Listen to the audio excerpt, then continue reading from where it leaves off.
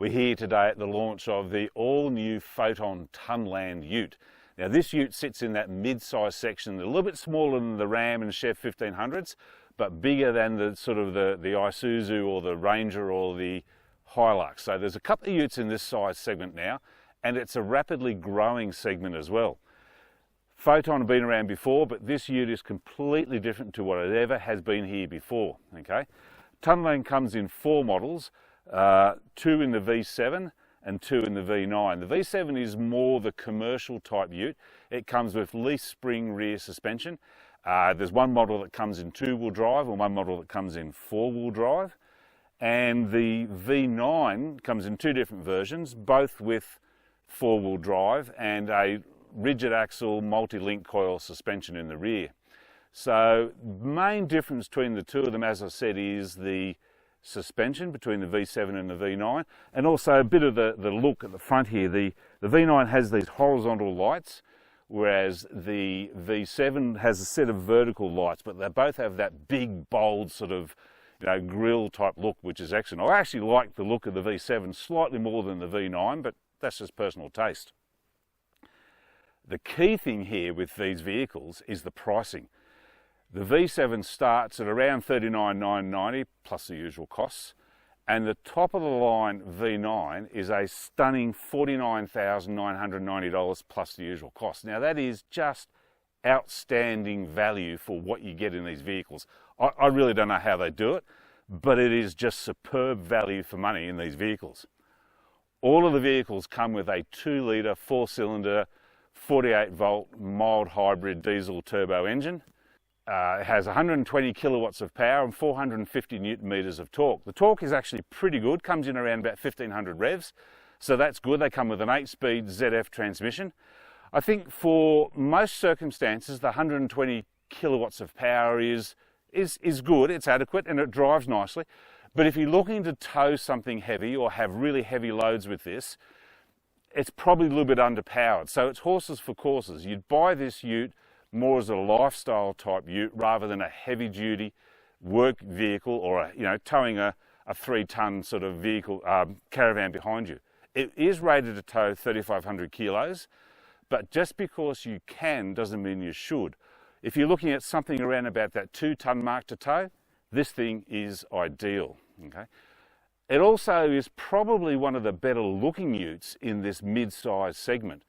Some of the others sort of have big, bold looks, but this thing, I don't know, it just seems to have that real style about it, which is quite attractive.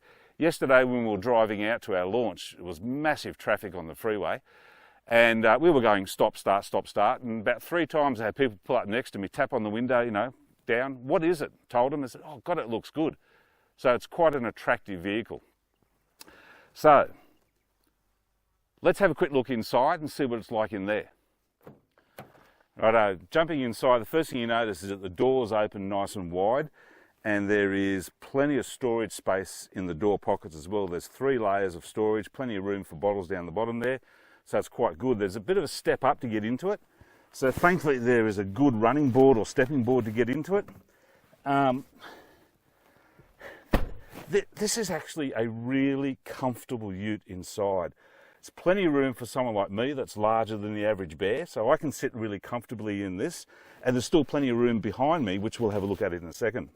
First thing you notice is that there's soft touch points everywhere. First thing you notice is that there's grab handles everywhere, which is really great for everybody to get in and out. Then after that, you notice that there's soft touch points everywhere. It's really well done. This is the top of the line V9S model, so it's got all the bling and everything in there that you want. But the bottom, the entry level V7 is not far from this, I can tell you.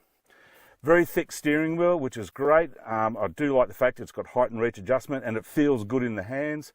All the usual controls on there that you'd expect. Paddle shifters, which are great.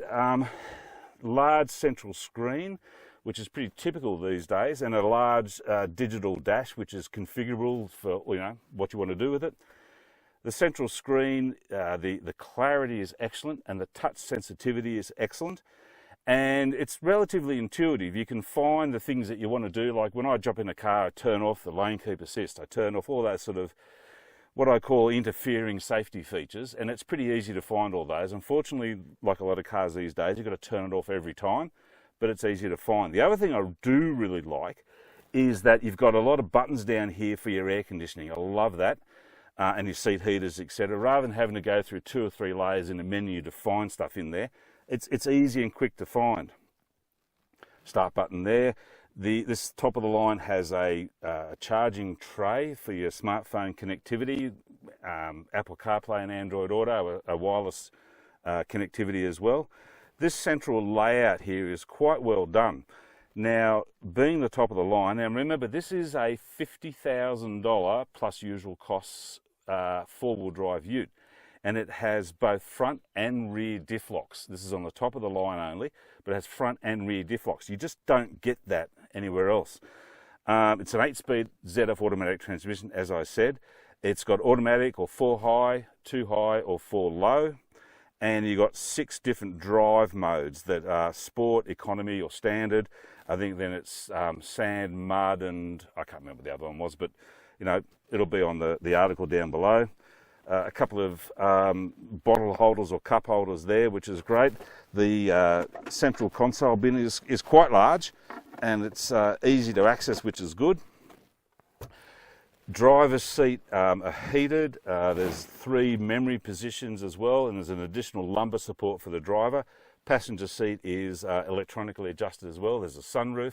So all in all, this is actually a really comfortable place to sit.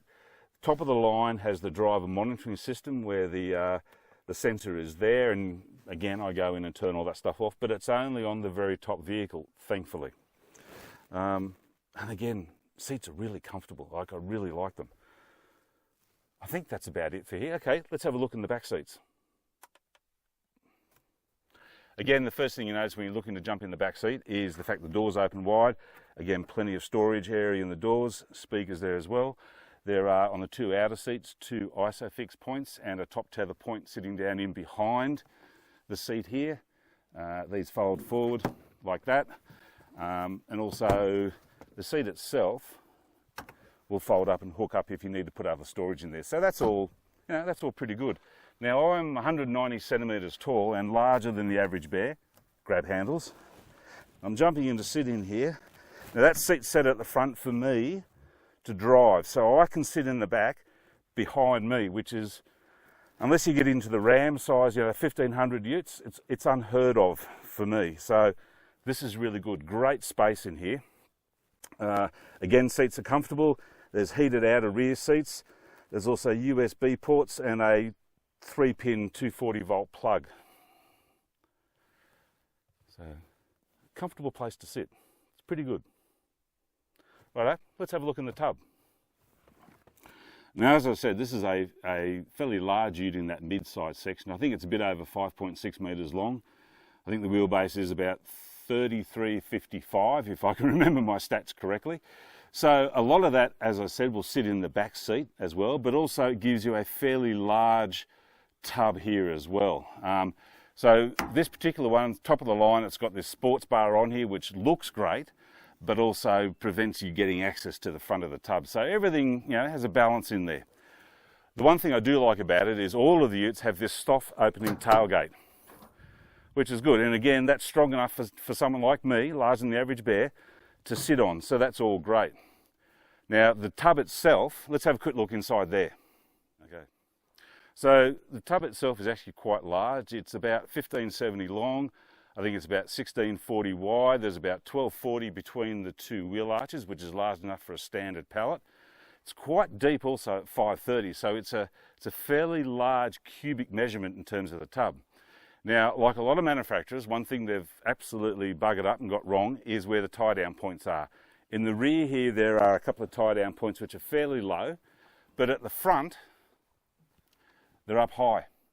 I don't understand why manufacturers don't put tie-down points down the bottom where they're supposed to be. Because again, in New South Wales, if you're taking a flat pack or something and you put it in there, you can't tie it down, so therefore you are transporting that illegally and can get fined.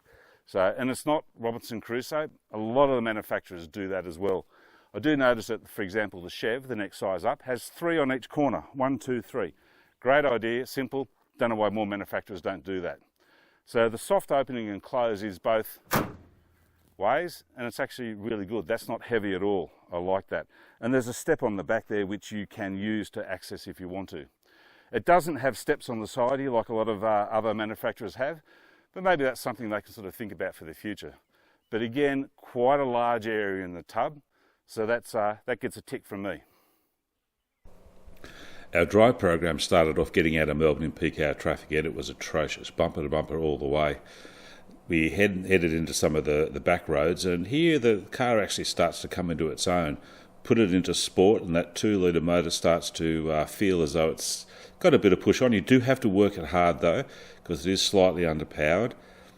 The multi-link coil suspension really starts to come into its own here on these dirt tracks as well. And as you'll find, it's quite smooth, quiet, and fairly composed.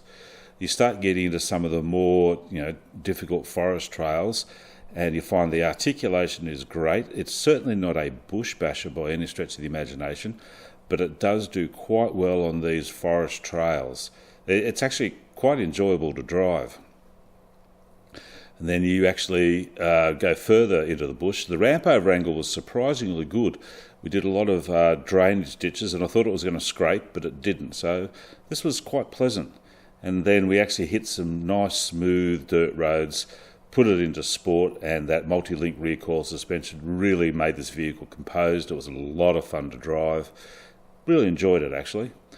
I love the fact that you got this completely transparent camera to see what's underneath.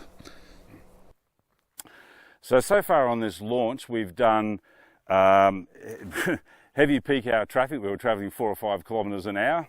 We've done a lot of back road driving, a lot of really tight, twisty type driving in some of the hill sections around here in Victoria. Motorway driving, we've done 4-wheel drive, some reasonably interesting tracks for the 4-wheel drive, a lot of bush trails, forest trails. So we've pretty much covered the whole spectrum in terms of what you'd expect this type of vehicle to do. The only thing we haven't done is some sand driving. But again, I'll do that when I actually get the vehicle for a test. Off-road, it's pretty damn good, I've got to say. It's got great wheel articulation, and it doesn't really seem to change that much between the two different types of suspension in the rear, which is good. You've got the dial-in sort of 4-wheel drive high or low. You've got the twin diff locks, front and rear, in this top spec model. The stats in terms of, I think it's got 240mm ground clearance. The side running boards, you do need to have a little bit of a watch out for, but that's not different to any other ute. The other ramp over approach departure angle I'll just put in down on the video because I can't remember them off the top of my head at this particular point in time. So overall, what are my thoughts of this ute? What's it going to be used for? This really is, it's not going to be a heavy duty, let's load it up, drive to the Cape type ute. It's not going to be a real bush basher type ute. And it's not going to be a ute that you're going to buy to tow really heavy caravans or boats behind. What it is going to be used for is people that want to have a lot of space inside. They want to have an interior that really is premium SUV-like, and it just makes you feel at home when you're sitting in it. And that's a big call for me to say, I guess. It's a lifestyle ute. It's going to be towing the smaller camper trailer. It's going to be putting the bikes in the back and heading off to the forest trail. It's going to be spending the day on the beach. And you've got all that comfort and space inside. There's a lot of more details in terms of the article down below. So have a read of that. If you like the video, please like us. Please subscribe to us. But let's just go back to that pricing. $40,000 through to $50,000 plus the usual costs. That is outstanding value. There is nothing else that comes close to it on the market in terms of what you get for your money at that price. So definitely worthwhile having a look at it. Well, that's it for me today. Thanks for joining us. We'll see you next time.